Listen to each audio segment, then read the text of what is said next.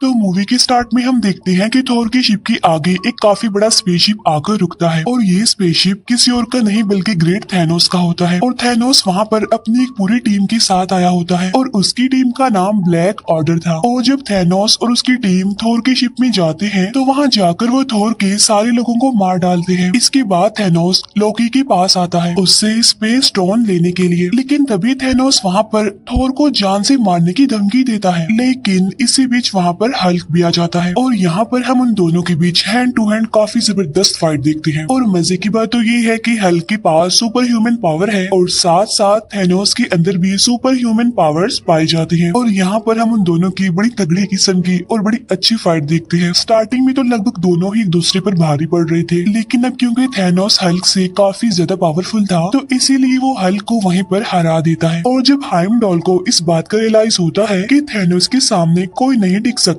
तो इसीलिए वो हल्क को वहाँ से अर्थ पर भेज देता है। लेकिन जब थैनोस उसे ऐसा करते देखता है तो उसे बहुत गुस्सा आता है, इसीलिए वो हाइमडॉल को वहीं पर ही मार डालता है। और इसके बाद थैनोस थोर को भी जान से मारने की कोशिश करता है, जिस पर लोकी उसे कहता है कि इसे छोड़ दो और इसके बदले में मैं तुम्हें स्पेस स्टोन देने के लिए तैयार हूँ। और फिर लोकी थैनोस को वो स्पेस स्टोन दे ही देता है, लेकिन थैनोस तो यहाँ पर भी चीटिंग करता है और वो लोकी को जान से मार डालता है। अब इस बात की वजह से थोर को काफी गुस्सा भी आता है और उसे काफी बुरा भी लगता है, लेकिन अब क्योंकि उसके हाथ पैर बांधे गए थे इसीलिए वो तो कुछ भी नहीं कर सकता था। इसके बाद थैनोस अपने थर्ड स्टोन को हासिल करने के लिए उस शिप से चला जाता है, लेकिन जाते जाते वो इस शिप को काफी बुरे तरीके से एक्सप्लोड कर देता है। अब क्योंकि पूरे स्पेस में ही वो शिप डिस्ट्रॉय हो चुका था इसीलिए थोर भी वही स्पेस में फ्लाई कर रहा होता है। लेकिन ठीक उसी टाइम पर वहाँ गार्डियंस ऑफ द गैलेक्सी की टीम पहुंच जाती है और जब वो थोर को उस स्पेस में उड़ता हुआ देखते हैं तो वो उसे अपने शिप में ले आते हैं। वहाँ पर मैंटिस होती है जिसके पास किसी का भी माइंड पढ़ने की एबिलिटी होती है और जब वो थोर के सर पर अपना हाथ रखती है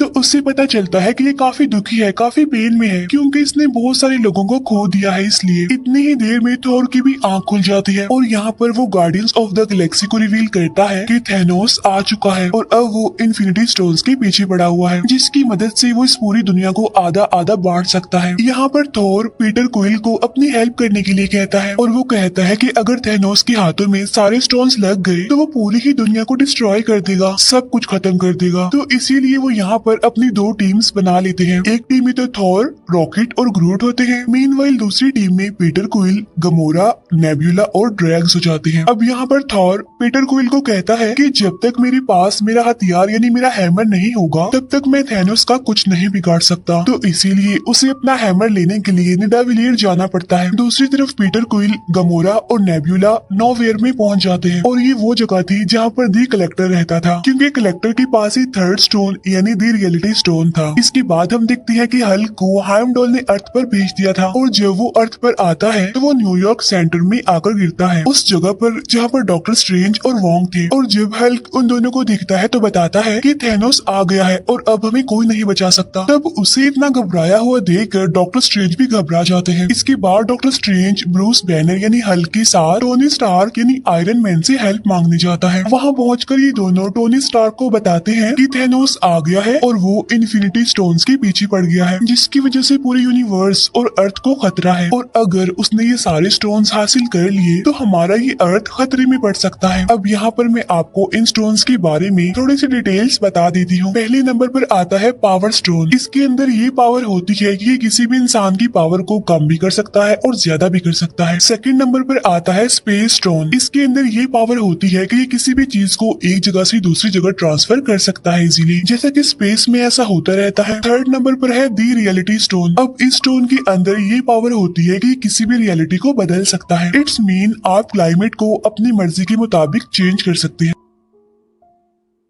नंबर 4 पर आता है द टाइम स्टोन और ये वाला स्टोन डॉक्टर स्ट्रेंज के पास होता है। इस स्टोन में ये पावर होती है कि ये अपनी मर्जी से टाइम को आगे पीछे कर सकता है। 5वें नंबर पर आता है द सोल स्टोन। इसमें ये पावर होती है कि ये किसी भी इंसान की सोल का कंट्रोल हमारे हाथ में दे देती है, यानी कि हम जो भी चाहें उस सोल से करवा सकते हैं। छठा और लास्ट स्टोन है द माइंड स्टोन। इस स्टोन में ये पावर होती है कि ये किसी के भी माइंड को कंट्रोल कर सकता है और ये किसी भी इंसान को टेलीकिनेटिक पावर दे सकती है, जो कि किसी भी सामान को हवा हवा में एक जगह से दूसरी जगह उड़ा सकता है। अब ये सारी तो हो गई इन स्टोन्स की डिटेल्स। इन सारे स्टोन्स को हासिल करके थैनोस इस पूरी दुनिया में बैलेंस बनाना चाहता है। वो चाहता है कि अब जितने भी प्लैनेट्स हैं उन पर जितनी ज्यादा ह्यूमैनिटी बढ़ गई है उन सबको आधा आधा बांट दिया जाए, जिससे कि रिसोर्सेज उन सभी लोगों को पूरी तरह से मिल सकेंगे और इससे पूरी दुनिया में बैलेंस भी बना रहेगा। अब यहाँ पर थैनोस आधी ह्यूमैनिटी को खत्म करने की बात कर रहा था और यही वजह है कि वो इन इन्फिनिटी स्टोन्स को हासिल करने के लिए पागल है। और जब ये सारी बात टोनी स्टार्क को पता चलती है कि थैनोस इस पूरी यूनिवर्स में से आधी पॉपुलेशन को खत्म करना चाहता है, तो वो सोचता है कि क्यों ना इन 6 स्टोन्स में से एक को डिस्ट्रॉय कर दिया जाए। तो इसीलिए वो डॉक्टर स्ट्रेंज को कहता है जो टाइम स्टोन आपके पास है क्यों ना हम उसे डिस्ट्रॉय कर दें, ताकि थैनोस कभी भी अपने इस मिशन में कामयाब ना हो सके। तब ये सुनकर डॉक्टर स्ट्रेंज कहते हैं कि मैं मरते दम तक इस टाइम स्टोन की प्रोटेक्शन करता रहूंगा, इसीलिए मैं कभी भी इसे डिस्ट्रॉय होने नहीं दूंगा। तब यहाँ पर वो सोचते हैं कि विजन के पास भी माइंड स्टोन है और अगर हम उस स्टोन को डिस्ट्रॉय कर दें तो थैनोस वो कभी भी नहीं कर पाएगा जो वो करना चाहता है। तो इसीलिए वो फौरन विजन से कांटेक्ट करने की कोशिश करते हैं। लेकिन यहाँ पर हमें पता चलता है कि विजन ने अपना ट्रांसपोर्टर बंद किया हुआ है, क्योंकि उधर एवेंजर्स की टीम 2 हिस्सों में बढ़ चुकी थी। एक टीम तो आयरन मैन के साथ थी जबकि दूसरी टीम कैप्टन अमेरिका के साथ थी और इसी वजह से वो लोग विजन से कांटेक्ट नहीं कर पाते। तभी वहाँ पर ब्रूस बैनर यानी हल्क टोनी स्टार्क को कहता है कि शायद कैप्टन अमेरिका को विजन के बारे में पता होगा, तो इसीलिए तुम उसे कॉल करके उसकी लोकेशन का पता करवाओ। जिस पर टोनी स्टार्क कहता है कि ना बिना मेरी तो उसे जरा भी नहीं बनती, मैं उससे बिल्कुल बात नहीं करता। जिस पर ब्रूस बैनर उसे कहता है कि लगता है तुम्हें अभी पता नहीं है कि हमारा पाला किससे पड़ने वाला है, चलो मेरी बात मानो और जल्दी से उसे कॉल करो। और तभी अचानक से उन्हें वहाँ पर किसी चीज की आवाज सुनाई देती है और जब ये लोग विंडो से बाहर देखते हैं तो वहाँ पर उन्हें बहुत ही बड़ा शिप न्यूयॉर्क पर आता हुआ दिखाई देता है। तब ये देखकर वो समझ जाते हैं कि मुसीबत हमारे सर पर आ चुकी है। अब इस स्पेसशिप के बारे में स्पाइडरमैन को भी पता चल जाता है और वो भी वहाँ उस शिप को देखते हुए अपनी स्कूल बस से निकलकर वहाँ से भाग जाता है और उस शिप के पीछे लग जाता है। और तभी हम देखते हैं कि उस शिप में से 2 लोग निकल कर आते हैं। उनमें से एक का नाम होता है इबोनी और एक का नाम होता है ऑब्सीडियन। इबोनी के पास टेलीकिनेटिक पावर्स होती हैं जो कि किसी भी चीज को बगैर टच किए एक जगह से दूसरी जगह उठा सकती है और फेंक सकती है। और जो ऑब्सीडियन होता है उसके अंदर बहुत सारे सुपर ह्यूमन पावर्स होती है। अब क्योंकि उन्होंने टाइम स्टोन को प्रोटेक्ट करना था तो इसीलिए उन लोगों के बीच यहाँ पर फाइट होती है। अब यहाँ पर बहुत इंटरेस्टिंग सीन हम देख पाते हैं जब टोनी स्टार्क अपना आयरन मैन मार्क 50 प्रेस करते ही पूरी तरह नैनो पार्टिकल्स के सूट में कन्वर्ट होते हुए दिखाया जाता है और वो एक ही बार में इबोनी की तरफ से किए गए वार को रोक लेता है। अब यहाँ पर भी उन लोगों के बहुत अच्छे फाइट के सीन्स हमें देखने को मिलते हैं। अब क्योंकि इबोनी पावरफुल था, उसके पास टेलीकिनेटिक पावर्स थी,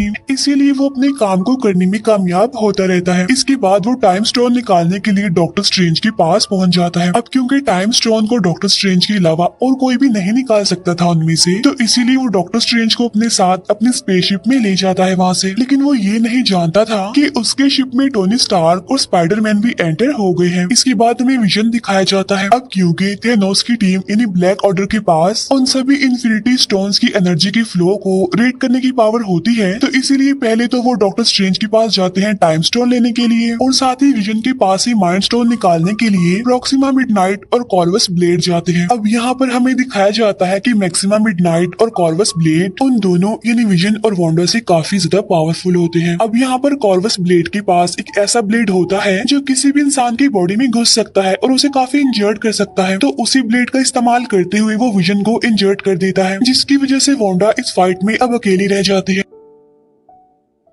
इसीलिए वो दोनों वांडा पर भारी पड़ने लगते हैं। लेकिन तभी वहाँ पर दी कैप्टन अमेरिका आ जाते हैं और वो वहाँ आकर फैल्कन और साथ ही नताशा यानी ब्लैक विडो की हेल्प से उन दोनों को हराने में कामयाब हो जाते हैं। और जब ये तीनों उन दोनों को मारने ही वाले होते हैं तो वो दोनों यानी प्रॉक्सिमा मिडनाइट और कॉर्वस ब्लेड एक पोर्टल ओपन करके वहाँ से भाग जाते हैं। अब क्योंकि विजन काफी बुरे तरीके से इंजर्ड हो गया था, तो वो सब ये डिसाइड करते हैं कि वो ब्लैक पैंथर की हेल्प लेंगे विजन को फिर से रिकवर करने के लिए। इसके बाद सीन शिफ्ट होकर गार्डियंस ऑफ द गैलेक्सी की तरफ आता है, जहाँ पर कमोरा और पीटर क्विल बातें करते हुए आगे बढ़ रहे हैं। यहाँ पर कमोरा पीटर को बताती है कि काफी सालों पहले की बात है कि जब थैनोस हमारे प्लेनेट पर भी आया था और उसने हमारे प्लेनेट के आधे लोगों को मार दिया और उन लोगों में मेरी मदर भी शामिल थी। लेकिन इस बार थैनोस को मैं ऐसा करने नहीं दूंगी और मेरे पास एक सीक्रेट है जिसकी वजह से मुझे लेने के लिए थैनोस यहाँ पर जरूर आएगा। और वो पीटर को कहती है कि तुम्हें मुझसे प्रॉमिस करना होगा कि अगर मुझे थैनोस अपने साथ ले जाने की कोशिश करे तो तुम्हें मुझे जान से मार देना होगा। अब हालांकि पीटर क्विल ऐसा करना तो नहीं चाहता था, लेकिन फाइनली वो कमोरा से प्रॉमिस कर लेता है और इसके बाद वो सीधा चले जाते हैं नोवियर पर, यानी जहाँ कलेक्टर रहता था। वहाँ पहुंचकर उन्हें पता चलता है कि थैनोस उसे मारने की धमकी देता है और कहता है कि अगर तुमने मुझे द रियलिटी स्टोन नहीं दिया तो मैं तुम्हें जान से मार डालूंगा। लेकिन वहाँ पर कमोरा आकर थैनोस को मार डालती है। लेकिन यहाँ पर हमें पता चलता है कि थैनोस तो उनसे पहले ही वहाँ पर आ गया था और उसने कलेक्टर से द रियलिटी स्टोन भी ले लिया था। और जो ये अभी हमने देखा था वो असल में थैनोस ने एक एक्स्ट्रा एंटिटी क्रिएट की थी सिर्फ कमोरा को अपने ट्रैप में फंसाने के लिए। जब पीटर क्विल को ये बात पता चलती है कि थैनोस कमोरा को अपने साथ ले जाने वाला है, तो वो कमोरा को अपनी गन से शूट करने की कोशिश करता है, लेकिन थैनोस उसकी गन में से बुलेट्स की बजाय बबल्स बना देता है। इसके बाद वो कमोरा को वहाँ से लेकर निकल जाता है। इसके बाद हमें उसी बड़ी सी स्पेसशिप का सीन दिखाया जाता है, यानी जो न्यूयॉर्क में आई थी, जहाँ पर इबोनी डॉक्टर स्ट्रेंज के साथ होता है। लेकिन अब क्योंकि उस स्पेसशिप में हमारे आयरन मैन और स्पाइडरमैन भी होते हैं, तो इसीलिए वो कुछ मुश्किलात का सामना करने के बाद डॉक्टर स्ट्रेंज को बचा ही लेते हैं। साथ साथ वो इबोनी को स्पेस में मरने के लिए छोड़ देते हैं। अब यहाँ पर उन लोगों के बीच डिस्कशन होने लगती है। अब यहाँ पर टोनी स्टार्क डॉक्टर स्ट्रेंज को कहते हैं कि मैं थैनोस को इस टाइम स्टोन के लिए अर्थ पर लाकर बहुत सारे लोगों को मरने नहीं दे सकता, और अगर वो ये टाइम स्टोन लेना चाहता है तो उससे लड़ने के लिए हमें उसे कहीं और बुलाना पड़ेगा। अब क्योंकि थैनोस टाइटन प्लेनेट से आया था, तो इसीलिए वो लोग टाइटन प्लेनेट पर जाकर थैनोस से लड़ने का डिसाइड करते हैं। इसके बाद हमें थैनोस और कमोरा दिखाए जाते हैं, जो कि दोनों वॉरमिर में होते हैं, जहाँ पर उनकी मुलाकात होती है रेड स्कल से। यहाँ पर हमें रेड स्कल सोल स्टोन का गेट कीपर दिखाया गया है। यहाँ पर थैनोस रेड स्कल से पूछता है कि सोल स्टोन को कैसे हासिल किया जाता है। तब रेड स्कल थैनोस को बताता है कि सोल स्टोन सारे स्टोन्स में से सबसे ज्यादा पावरफुल है, लेकिन इस स्टोन को हासिल करने के लिए हमें किसी को सेक्रीफाइस करना पड़ता है, क्योंकि वो एक सोल स्टोन है, इसीलिए सोल के बदले सोल, यानी सोल स्टोन को हासिल करने के लिए एक जान की कुर्बानी। और यहाँ पर थैनोस अपनी बेटी कमोरा को सेक्रीफाइस कर देता है और यहाँ पर अब उसके पास चौथा स्टोन यानी सोल स्टोन भी आ जाता है। इसके बाद हमें थोर, ग्रूट और रॉकेट दिखाए जाते हैं, जो कि एक ऐसे एरिया में पहुंचते हैं जहाँ पर छोटे लोग यानी बोने रहते हैं, क्योंकि बोने ही तो सबसे अच्छे वेपन्स बना सकते हैं। यहाँ पर हम ये जान पाते हैं कि जब उन बोनों ने थोर का वेपन यानी हथौड़ा बनाया था, तो थैनोस ने उस जगह की सारी भट्टियों को भी डिस्ट्रॉय कर दिया था और साथ साथ उन सभी बोनों में से सिर्फ एक को ही वहीं पर जिंदा छोड़ दिया था। और जब थोर को ये बात पता चलती है, तो वो उनमें से एक बोने को उसकी हेल्प करने के लिए कहता है, जिस पर वो बोना कहता है कि सॉरी, मैं तुम्हारी हेल्प नहीं कर सकता, क्योंकि अगर मैंने ऐसा किया और थैनोस को पता चल गया तो वो मुझे और इस पूरे प्लेनेट को डिस्ट्रॉय कर देगा। लेकिन जब थोर उसे ये कहता है कि अगर मुझे मेरा हैमर मिल गया तो मैं थैनोस को जरूर हरा दूंगा, तब ये बात सुनकर फाइनली वो बोना थोर की हेल्प करने के लिए एग्री हो जाता है। इसीलिए अब वो एक नए वेपन को बनाने के लिए तैयारी करने लगते हैं। लेकिन यहाँ पर उन्हें पता चलता है कि हैमर बनाने के लिए जो मेटल उनको चाहिए, उस मेटल को पिघलाने के लिए जिस एनर्जी की जरूरत है वो सिर्फ सूरज से मिलेगी। लेकिन सूरज की पावर इतनी ज्यादा तेज है कि अगर उसे डायरेक्ट उस मेटल पर लगाया जाए तो वो पूरा का पूरा मेटल ही डिस्ट्रॉय हो जाएगा, और इसीलिए बीच में एक फिल्टर लगाना बहुत ही जरूरी है। लेकिन जब वो उस फिल्टर को यूज कर रहे होते हैं तो वो एकदम से बीच में से टूट जाता है। लेकिन यहाँ पर थोर उस बोने को कहता है कि अब इसके बीच का फिल्टर मैं बनूंगा और तुम बस अपना काम जारी रखो। और ये काफी अच्छा सीन होता है कि जब थोर उस एनर्जी सोर्स के बीच ऐसा फिल्टर खड़ा हुआ था सिर्फ और सिर्फ अपने उस वेपन यानी हथौड़े को हासिल करने के लिए, और फाइनली वो अपने उस वेपन को हासिल कर ही लेता है। लेकिन जब वो वेपन तैयार होता है तो पता चलता है कि उसमें लगाने के लिए हैंडल तो है ही नहीं। लेकिन तभी वहाँ ग्रूट आता है और वो अपना एक हाथ हैमर के अंदर फिट कर देता है, और तब जाकर फाइनली एक जबरदस्त हथियार तैयार हो जाता है। और ये वाला वेपन थोर के पिछले वेपन से काफी ज्यादा पावरफुल और अपडेटेड था। इसके बाद सीन शिफ्ट होकर टोनी स्टार्क, स्पाइडरमैन और डॉक्टर स्ट्रेंज पर जाता है, जो कि तीनों अब टाइटन प्लेनेट पर आ चुके हैं। अब क्योंकि यहाँ पर नेब्यूला ने मैंटिस को मैसेज किया होता है कि हमें टाइटन प्लेनेट पर तुम्हारी जरूरत है, तो इसीलिए पीटर क्विल, मैंटिस और ड्रैक्स वहाँ पर पहुँच जाते हैं। अब यहाँ पर हमें पता चलता है कि डॉक्टर स्ट्रेंज थैनोस के आने से पहले फ्यूचर को देखने लगता है और वो देखता है कि कितनी पॉसिबिलिटीज हैं कि हम थैनोस से जीत सकते हैं, जिनमें वो दिखता है कि सिर्फ एक पॉसिबिलिटी है जिसमें कि वो थैनोस से जीत सकते हैं। और ठीक उसी टाइम पर हम वहाँ पर थैनोस को देखते हैं जो कि टाइटन प्लेनेट पर डॉक्टर स्ट्रेंज से टाइम स्टोन को लेने के लिए पहुंच चुका था। इसके बाद हमें captain America, vision, Bruce banner और वोंग दिखाए जाते हैं जो कि विजन के साथ वकांडा पहुंच जाते हैं, जिन्हें लीड करने वाला कोई और नहीं बल्कि ब्लैक पैंथर था। यहाँ पर हमें पता चलता है कि वो सब माइंड स्टोन को डिस्ट्रॉय करने के लिए यहाँ पर आए हैं। और तभी वहाँ पर शूरी जो कि ब्लैक पैंथर की सिस्टर होती है वो उन सबसे कहती है कि हाँ, मैं माइंड स्टोन को विजन से अलग तो कर सकती हूँ, लेकिन मुझे ऐसा करने के लिए टाइम चाहिए। तब वो लोग कहते हैं कि ठीक है, हम यहाँ पर आने वाली बाकी ब्लैक ऑर्डर टीम से मुकाबला करेंगे, तब तक तुम विजन से माइंड स्टोन को निकालने की कोशिश करो। और तभी हम जान पाते हैं कि थैनोस की पूरी ब्लैक ऑर्डर टीम विजन से उस माइंड स्टोन को हासिल करने के लिए वहाँ पर पहुंच जाती है, जिन्हें लीड कर रहे थे प्रोक्सिमा मिडनाइट, कॉर्वस ब्लेड और ऑब्सीडियन। वहाँ उन तीनों की प्रेजेंस को देखते हुए उन सभी अवेंजर्स को ये लग रहा था कि उनका पलड़ा भारी है, लेकिन वहाँ पर ब्लैक पैंथर एक बहुत ही बड़ा डोम बना देता है, जिसकी मदद से उन सभी के ऊपर एक प्रोटेक्शन का जैसे एक सर्कल बन जाता है। लेकिन जब उन्हें ये पता चलता है कि ब्लैक ऑर्डर की टीम की तादाद काफी ज्यादा है और वो किसी भी टाइम पीछे के दरवाजे से आकर विजन पर हमला कर सकते हैं, तब फाइनली वो डिसाइड करते हैं कि हम सामने के दरवाजे को थोड़ा सा खोल देंगे, जिसमें से उस पूरी की पूरी ब्लैक ऑर्डर टीम हमारे सामने आएगी। इस तरह से हम उन्हें लड़ाई करने में बिजी रखेंगे और तब तक शूरी विजन से उस माइंड स्टोन को निकाल देगी। इसके बाद सामने का वो दरवाजा खोल दिया जाता है, जहाँ पर पूरी की पूरी ब्लैक ऑर्डर टीम उन सभी अवेंजर से लड़ने लगती है। यहाँ पर हम ये जान पाते हैं कि हल्क अपने असली रूप में आना ही नहीं चाहता, क्योंकि ब्रूस बैनर हल्क वाले रूप में तभी आता था जब उसे किसी से लड़ाई करनी पड़ती थी, वरना मोस्टली वो ब्रूस बैनर के रूप में ही रहता है। इसके अलावा ये भी कहा जाता है कि अब वो थैनोस से बहुत ज्यादा डरने लग गया था और ये वजह भी थी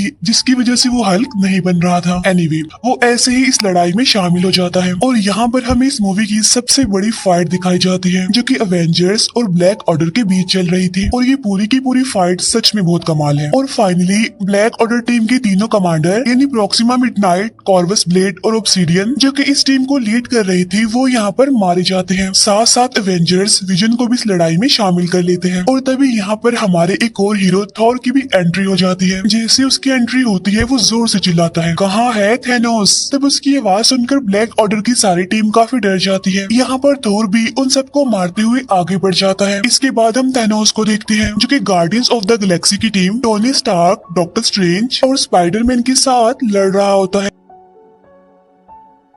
अब हालांकि वो लोग थैनोस को काबू करने और उसके हाथ से गोल्ड आर्मर निकालने की काफी कोशिश करते हैं, लेकिन थैनोस तो इतना ज्यादा पावरफुल होता है कि वो सभी को मारना शुरू कर देता है। किसी को भी वो अपने आगे टिकने नहीं दे रहा था। लेकिन इस फाइट के बीच एक टाइम ऐसा भी आता है जब वो पूरी टीम थैनोस को पकड़ ही लेती है और स्पाइडरमैन उसके हाथ से वो गोल्ड आर्मर निकालने की कोशिश करता है। लेकिन यहाँ पर पीटर क्वाइल एक काफी बड़ी गलती कर देता है। वो थैनोस के पास आकर उससे पूछता है कि तुमने गमोरा का क्या किया, और वो थैनोस के मुंह पर अपनी गन और पंच से मारना शुरू कर देता है, जिसकी वजह से थैनोस फिर से होश में आ जाता है और वो फिर से अपना गोल्ड आर्मर पहनकर उन सबको मारने लगता है, उन पर भारी पड़ने लगता है। अब यहाँ पर हम एक और बड़ी जबरदस्त फाइट देखते हैं जहाँ पर हमारे टोनी स्टार्क यानी आयरन मैन थैनोस से लड़ रहे होते हैं। अब आयरन मैन का ये सूट काफी पावरफुल था, इसीलिए उनके बीच एक जबरदस्त टेक्निकल फाइट चलने लगती है। अब हालांकि यहाँ पर थैनोस की बॉडी से खून का सिर्फ एक ड्रॉप निकलता है, लेकिन इस वजह से उसे इतना ज्यादा गुस्सा आ जाता है कि वो टोनी स्टार्क को उसी के ब्लेड से काफी इंजर्ड कर देता है और उसे जान से मारने लगता है। लेकिन तब डॉक्टर स्ट्रेंज थैनोस को कहता है कि तुम इसे मत मारो, तुम इसे छोड़ दो, और अगर तुम इसे छोड़ दोगे तो मैं टाइम स्टोन तुम्हें दे दूंगा। अब हालांकि यहाँ पर टोनी स्टार्क डॉक्टर स्ट्रेंज को ऐसा करने से मना करता है, लेकिन यहाँ पर टोनी स्टार्क यानी आयरन मैन की जान बचाने के लिए डॉक्टर स्ट्रेंज को ये सैक्रिफाइस करना ही पड़ता है और अपना टाइम स्टोन थैनोस को दे देता है। और जैसे ही थैनोस को उसका 5वां स्टोन मिलता है तो वो खुशी से दहाड़ने लगता है। इसके बाद वो स्पेस स्टोन को यूज करते हुए वहाँ से निकल जाता है और सीधा वहाँ से पहुँचता है अर्थ पर यानी वकांडा में, जहाँ पर पहले ही ब्लैक ऑर्डर और एवेंजर्स के बीच फाइट चल रही थी। उधर विजन और वांडा के बीच डिस्कशन चल रही होती है। यहाँ पर विजन वांडा को कहता है कि अगर थैनोस यहाँ पर आकर मुझे जान से मारकर माइंड स्टोन लेगा तब भी मैं मर जाऊंगा, और अगर तुम ये स्टोन निकाल दोगी तब भी मैं मर जाऊंगा, तो क्यों ना तुम ही स्टोन को निकाल कर मुझे आजादी दो। इसके बाद इस माइंड स्टोन को डिस्ट्रॉय कर दो, जिससे होगा ये कि थैनोस जो करना चाह रहा है वो उसमें नाकामयाब हो जाएगा। अब यहाँ पर वांडा ना चाहते हुए भी विजन के सर से वो माइंड स्टोन निकालने की कोशिश करती है और फाइनली वो उस माइंड स्टोन को निकालने में कामयाब भी हो जाती है। लेकिन जैसे ही वो उसे डिस्ट्रॉय करने लगती है तो वहाँ पर थैनोस आ जाता है, जो यहाँ पर आकर टाइम को रिवर्स करता है, यानी टाइम को पीछे कर देता है। यानी उस टाइम में जब वो माइंड स्टोन विजन के सर पर लगा हुआ था और वो विजन के सर से माइंड स्टोन ले लेता है और उसे अपने गोल्ड आर्मर में पहन लेता है। अब यहाँ पर थैनोस वो सारे स्टोन्स ले चुका था, लेकिन तभी वहाँ पर थोर आ जाता है और वो अपने हैमर को थैनोस पर दे मारता है। लेकिन यहाँ पर थैनोस थोर से कहता है कि थोर, तुमने गलती कर दी, तुम्हें इस हैमर को मेरे सर पर मारना चाहिए था। और तभी यहाँ पर थैनोस